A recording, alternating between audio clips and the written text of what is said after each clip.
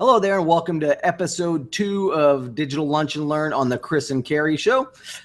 Today's topic is going to be foundational footprints, and which is what we call kind of your cornerstone to market domination. It's a few core components that once you get right, it helps making your presence and your ranking on Google just that much easier. And as again, joining me today is Carrie Duke. Carrie, how are you doing today? Doing awesome, Chris. It's just another beautiful day here in Charleston. Looking forward to this conversation today. Awesome. So yeah, as me and you were kind of speaking before we got on here, and we kind of both agree that there's like a core set of properties, high domain authority, high quality properties that any business, that's in business wants to have, presence on these things to help them with their rankings and just help them with brand awareness. Did you want to kick off like maybe the first few that you think are required? Sure. If you're in business, then these foundational footprints are basically things that Google would expect a real business to have. Okay. And if you have these things are set up correctly, then they provide not only a benefit from protecting your brand, but they have a benefit from an SEO standpoint and a social relevance standpoint. And some of these sites are like Facebook, Twitter, Yelp, and YouTube. I think those are 4. There's a couple more, but it's like anytime I'm working with a client, I make sure that we have these things set up correctly. I mean, I love the Facebook one because it has so much social relevance, it has so much trust, it has so much domain authority. All of those things come in and just provide a punch to your site. Yeah, absolutely. And like when we're talking about like having Facebook pages and even Twitter pages and stuff like that, a lot of business owners, when you first tell them, they're like, I don't have time to be posting on these all day, every day. And that's kind of not really the point that we're looking at, as far as an SEO Google ranking standpoint. While it's nice to sit there and post useful, relevant content on these feeds, it's not necessarily a requirement to get the ranking juice or, the benefits of ranking out of it. Well, that's right. I mean, look, the fact is that Google expects you to have that, and why would you not want to have that free, high-powered backlink to start with? Okay. Number 2, if you have a business and you have a brand name, you need to protect that brand name by claiming it on these high-profile sites. And you don't want somebody else coming in and ripping off your brand and then posting negative stuff about your business. So there's that aspect of it, and you always need to delineate the difference between an SEO benefit and social media marketing. We're not advocating at this point that you do social media marketing because we're saying you need to have a Facebook and a Twitter account. All we're saying is you need to have those channels set up so that you derive all of the other benefits. Then if you choose to do social media marketing, you're already set up.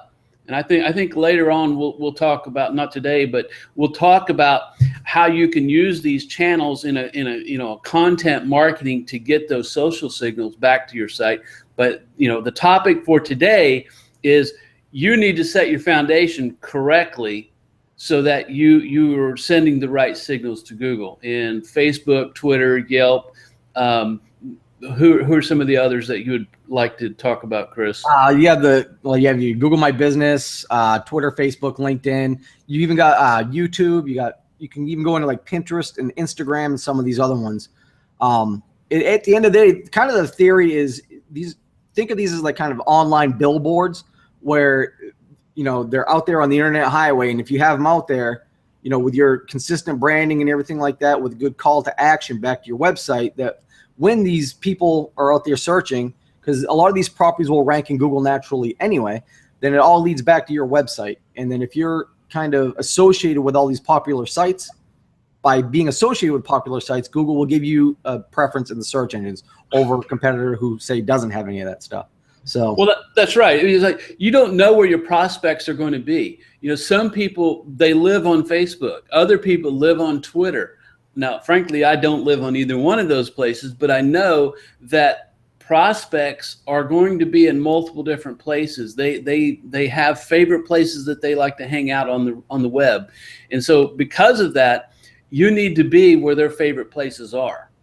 It's like, some businesses lend themselves really well to Yelp, but just because your business doesn't lend itself well to Yelp doesn't mean that a person is not accustomed using Yelp for everything they do. It's like, if they're looking for a contractor to fix their air conditioning, they may prefer to go to Yelp just to see if there are any reviews out there. Well, guess what? One, you better be there. Two, you better have good reviews. Mm-hmm. You need to have at least a base level of reviews in some of these places to protect your reputation.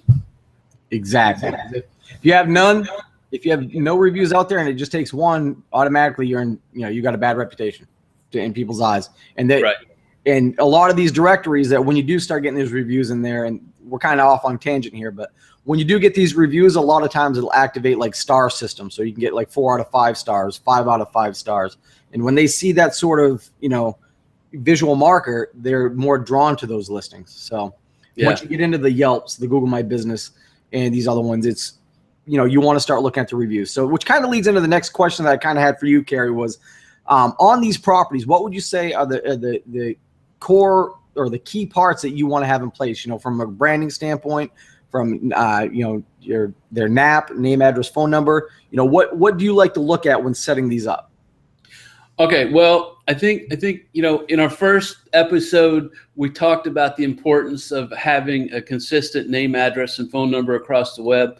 Well, when you start with all of these important sites, this setting with your foundation, then you actually need to start with that. Okay, you need to make sure that every single thing you do with these sites has the same name, address, and phone number associated with it.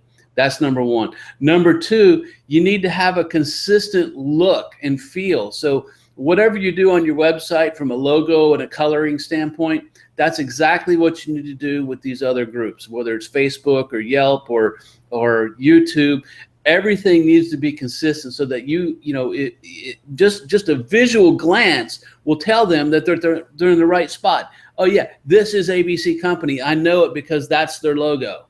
All right, and then if you do, to extend it further, if you do any ads or anything like that, then it all ties together. There's an ad on Facebook. They click through and it goes to your website. Guess what? It's the right place. And so, those to me are the biggest things. Then you want to have your description. You tell them who you are, what you do, and who you do it for, and make that kind of consistent across those properties as well. So when you have this, you're setting a message up that, number one, they know who you are, that you're consistent about it in terms of Google, but also your prospect, and they also know how look. All of these things are designed for a prospect to be able to find you, right? So if that's the case, you need to tell them what your phone number is and what your address is. Yeah, exactly. And I know I've worked with a lot of clients where, I've run into this scenario where, they launched the site back in, say, 2007. They had one iteration of their logo there, and they went out and created a Facebook page with that logo. And a few years later, they updated. Now their website has a totally different logo with a totally different tagline. And then they went and created some Yelp page and did the same thing. And then you have basically these 6 or 7 properties that all look like separate companies, because it's different branding, different imagery, different, this, that, and the other thing. So, just from a, sound marketing principles, you want to have all that stuff, looking the same, because the more confusion you put in the eyes of the consumer, the more chances are they're going to go somewhere else. So, well, look, I mean, we are digital experts. We're experts in getting the phone to ring. But the fact of the matter is, it's all about marketing and getting your message across digitally. This is just another medium of marketing. Before the internet existed, people used the yellow pages and newspaper ads and things like that. Well, this is just another medium. It just happens to be an excellent medium, and you can't ignore the basics of marketing. Yep. having a consistent message, having a consistent look, those things are marketing basics. And I think a lot of people think because of the ease of use of these digital tools, they forget about that aspect of it. So from an online marketing standpoint, you really need to pay attention to these details. And every one of these sites typically has the ability for you to get your message across, hours and phone numbers, and get your little website link in there, which is important for the backlinking. But it's like, if you're going to set your foundation right, let's use the right tools. Let's do it correctly and take the time so that it will last. It will stand the test of time. Mm-hmm. Exactly. And another thing you kind of alluded to is the backlinking. You also want to make sure that you get the interlinking and everything like that set as well. Just from an SEO standpoint, it helps that if you have these 7 properties kind of pointing back at you, you want to try and incorporate, some of the linking from your site back to these. So it's almost like kind of a reciprocal link. So it kind of shows that, you're in the right place. Well, Google comes through and crawls your website and they see a link to the G+, so then it's like, okay, yep, this is the right guide. This is the right site. It just kind of creates this whole kind of footprint and builds this kind of circle of trust. And that's the other thing. You want to make sure that you're only kind of building these out on reputable kind of URLs, ones that have a higher domain authority or, are more trusted sources than others. Because at the end of the day, it is kind of a popularity contest in Google's eyes that if you're associated with a lot of high quality sites, then by all means, you must be a high quality person yourself. So they're going to, give you preference. Yeah, that's your favorite neighborhood analogy. It is, and but it's so true. I mean, you think about it. How many times have you had a client or whatever, or heard stories of somebody getting, their competitors went and hired somebody to send a bunch of adult themed links at a site, and it causes it to tank because they didn't have this sort of authority built up around their site. So then all of a sudden they've got these really low quality kind of sketchy links coming in, and Yeah, that's another reason that you want to make sure you get your foundation set correctly. You kind of dismissed it in your comment there, but the fact of the matter is that if you tell Google, look, this is where I hang out. I've got all of these things. They all have my name on it. This is me. This is my brand. I'm in all of these places, and there are literally hundreds of those places. If you don't have that already set up, and show Google that you're hanging out in the good neighborhoods, and then some Yahoo comes along and does something nefarious, guess what? They're going to look at you and say, well, you're full of this other nonsense. You must be doing something wacky. We're either going to de-index you, or we're going to lower you in the rankings, or we're going to penalize you. Or they may do all 3 of those things. But you protect yourself. See, this is the thing that I think gets lost with when you start having the conversation about building up your foundation correctly, is that it's not just about having your name out there, but in protecting your brand, but it's also protecting your reputation to Google, to Yahoo, to Bing, because they all know basically where your links are coming from, what things are associated with you. And so if you want to protect yourself, then you really need to have a good foundation, which I think leads us into the next topic, which is the additional social media sites and other places that you can get links from. Mm-hmm. Yeah, absolutely. We were speaking again before the webinar, and those are kind of the core, the foundation, what we call. And then we have these other ones that are, they're great to have because it, not only does it get you out on these other platforms where there are people looking, but it also helps to build up that whole idea of, being associated with reputable, other reputable properties. So this is kind of what we call like your local business listings or your local business directories. It could be anything from trade related to something like maybe Better Business Bureau, Chamber of Commerce, or maybe you have some kind of local directory that all the other companies in your community are part of.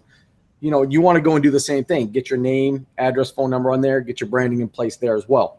Carrie, do you have anything to add to that? No, I think that when you start saying business listings and local directories, one of the things one of the terms that people might hear is the technical talk where we call it a citation. And all a citation means is that you have your name, address, and phone number in a local or business directory, no matter where it's located. I mean, that's still what it is. It's a business directory, or it's a local directory. So when people start using this techno talk and they want to say, well, I'm going to build you X number of citations a month. Well, that's all we're talking about is these types of business links that you get from these business directories.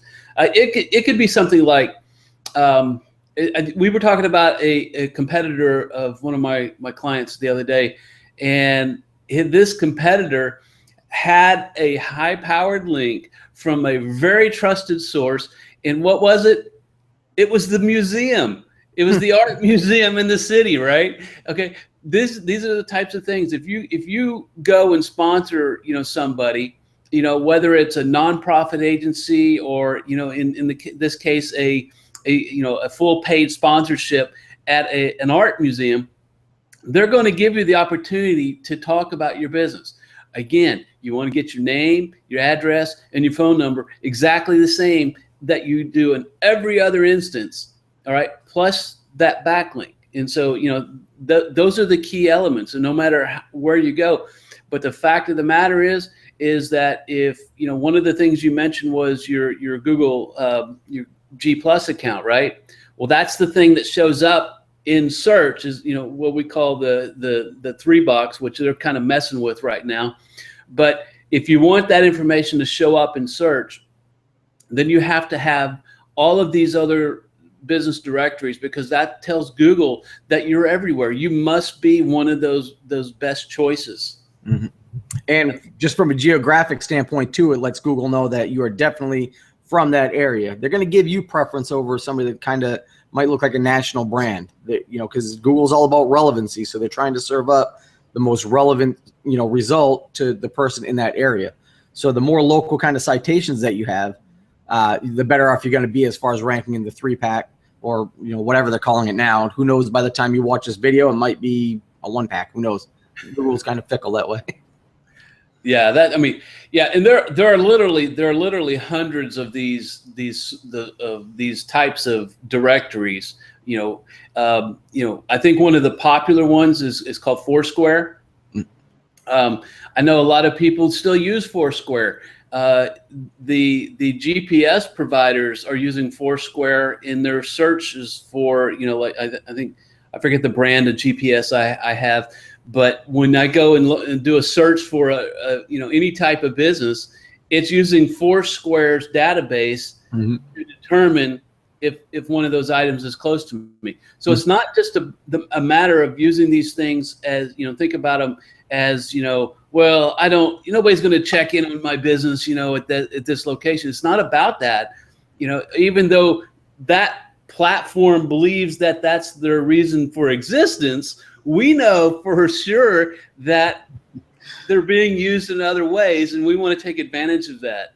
And that's, I think, Chris, I'm going to speak for you here, but that's where our experience comes in to help a local business navigate these things. Which ones do I really need? Okay. Well, there are certain ones that are going to be better than others for sure, because, like Foursquare, they're being used out there in the marketplace by other companies as a database. And so, it's like, well, Yelp thinks that their reason for existence is to, there's 2 reasons that Yelp thinks they're there. Extortion. I think one is to extort companies into spending money with them, like the Better Business Bureau does. The other is to provide a platform of ratings. But when they sit there and tinker with those ratings all the time, it's like, you're kind of messing with what is organic. Yeah. But beyond that, it is a good place for you to participate, at least in telling your satisfied clients, hey, if you liked what we did, go out there and give us a recommendation on Yelp, because it will always help you. Mm-hmm. But I think there's hundreds of these types of things like the Foursquares, and you want to take advantage of them. And if you're doing it yourself, it really is not a big deal to go out there and claim these, but just make sure you're using the right information and being consistent with your coloring and logo opportunities and whatever photo that you're going to use. Be consistent with that, and damn it, make sure you use your name, address, and phone number the same way every single time. Because if you move, if you change addresses, or if it's like if you 75% of the time your address is this abbreviation ST for street, and the other times you use the full word. Well, guess what? In Google's eyes, those are two different things, and so now you're starting to create your own confusion about where you are or what you are, and the more confused Google is, the less likely they are to reward you with anything. Right. One of the biggest pointers that I'll usually tell people is, at the end of the day, our goal is to rank on Google, rank our clients, rank ourselves on Google. So what I do is I usually use whatever information Google shows as kind of like the master NAP, and I use that across all these other, foundations. But first I make sure, whatever's in Google is right, and if it's not, I work with them to get it corrected. And then whatever's on Google is what I go out and basically syndicate across all these other properties and make sure that everything matches back to Google. Because once you have that consistency, that's when you start seeing the results. And like Kerry said, it can be as innocuous as having, a comma instead of a period. Some people, I've seen that before where, for street, they do the abbreviation ST, and I've seen people where they put a comma. A comma's not a period, and period is usually what goes at the end of that. And I've seen them leave it off entirely. Just little things like that you want to make sure are the same across everything. It sounds silly, but it's not silly, because look, we as people, we understand it, we can interpret it, but Google in this particular case is not a person. It's a machine, and it doesn't know to interpret that kind of thing, at least yet. Yeah. They may get there, but right now, in the recent past, it is a case where it is a machine, and the machine does not know to differentiate between those small items. Right, exactly. So at the end of the day, make sure they match, and the quickest way I've seen to do is just check Google, make sure what's in Google is right, and then just put that everywhere else. Yeah, I use that same methodology. Yeah. So we pretty much hammered, I think. Yeah. We'll go one more level deep into this, and this is so for a lot of these places where you're going to go in like a Google My Business or a Yelp and stuff like that, where you can upload pictures and stuff like that. This kind of goes into a little bit of like optimization and helping you get more bang for your buck. Is a lot of times when people upload images, they just put them up and it might say image 6017. Go ahead and rename that into like maybe one of your keywords, or even put your branding in there. So label it, maybe XYZ Bar and Grill in Boston, Massachusetts. So that's the name of the photo, and then the next photo could be XYZ Bar and Grill interior, stuff like that. So that way, all those little images and stuff like that are going to get their own separate URL, and this just helps to kind of fill it out, and it also gives you a chance to get your branding and some of your keywords in there, which when Google comes through and crawls it, gets directed back to your website and helps the juice kind of lift up your website as well. So that goes into like the optimization part of the the foundational footprint, which I would say we could go into a whole class just on how to prepare your assets to be uploaded to these sites. Yeah, it's one of those things. Maybe we could do like a separate class where we can do a screen share and kind of maybe go through one, or I don't know. We'll see. Once people start rolling in here, we'll obviously start taking requests and stuff. But I'm just writing a note here. So, yeah, you're right. There's definitely a reason that you want to prepare your assets for uploading. Yeah. That's where many SEO, so-called SEO guys miss the mark. They don't understand that SEO happens before it gets to the internet. It happens on your own desktop. It happens here before you go out there into the wild. Yeah. And one of the things too is like people, when they look at optimization, they're always saying, oh, content is king. It's all about conversion. And that is one aspect of it. But in the grand scheme of things, when you're ranking something on Google and you're getting something ready for, to rank or help you rank, think of it like this. Like we just said, Google is a robot. So you gotta kind of marry them together. One part, optimization for the robots, another part optimization for the human beings that are going to be looking at it. Because at the end of the day, if the robot doesn't understand what the heck you're putting up there, it's never going to get in front of the people that you want to convert. So you got to kind of marry the two together and make sure that, it's optimized for the bots, but, also for the humans. I got nothing to add. That's right. Yeah, that's where a lot of people, they try to overcomplicate it. And I see that happen all the time. And I've heard it from gurus and stuff like that. And it's like, what's a sense? I can rank anything if I want, but what's the sense in ranking if it ain't going to convert? Geez. Well, again, that's a whole nother question about, why are you doing the things that you do? Yeah. There's a whole class of contractors that are doing a lot of YouTube videos, and the question becomes, what is the purpose of the video? Are you doing this because you want to be a videographer, or you like taking advantage of the technology, or are you doing this to further your how do I say this politely? Your friendships inside the industry. You're having lots of conversations with other guys that are inside your industry, or is the purpose to get your name out there and get more business and more prospects? Because those conversations are actually two different things. But you and I right now could be having this same conversation with a handful of other SEO guys, and I'm sure the conversation will delve off into all kinds of tangential topics, because that's the way we are. One thing leads to another, to another, to another. But none of it would have any purpose in terms of informing a prospect who's interested in either getting optimization work done, getting a new website done, or more importantly, getting their phone to ring. Yep, exactly. All right. Well, I think we've pretty much knocked this one out of the park as far as what needs to be done. I just have a note over here for anybody that wants the list of what I consider kind of the foundational footprint, and I'll timestamp this for 154. Typically, these are the sites that I get set up for any client when I first sign them on, make sure that they're all optimized and linking properly. And it's from the top, I go Facebook, Twitter, LinkedIn company page. And then I got YouTube, Google My Business, Bing Local, and Yelp. I used to do Yahoo Local, but they're kind of, I think they're getting bought out or something like that. They've been kind of hokey lately, so I don't even pay attention to that.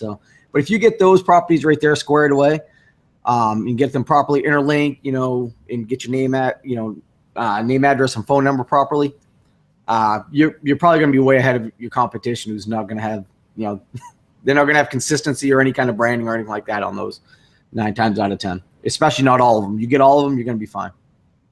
I think you're going to have a good start. But, look, there are easily another 575 social media sites that you could go out there and protect your name on, put your brand on. Yeah, absolutely.